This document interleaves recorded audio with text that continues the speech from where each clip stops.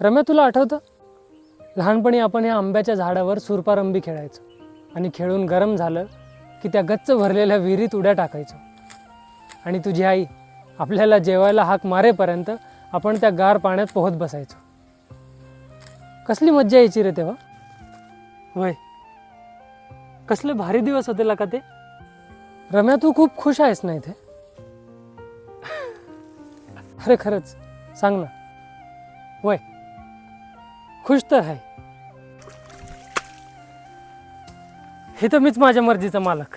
स्वतःच्या रानात स्वतः मेहनत करतो आणि पिकून खातो आणि संध्याकाळी घरी गेलं की आईच्या हातची भाकरी खाऊन कधी झोप लागते कळतच नाही.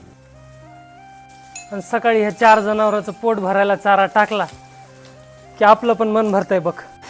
पण काय रे, तू नाही का सुखी शहरात तुमच्या ते काय म्हणतात किती BHK फ्लॅटमध्ये. घर सोडून घर बनवण्यात आणि मन मारून बळच मन रमवण्यात कसलं सुख.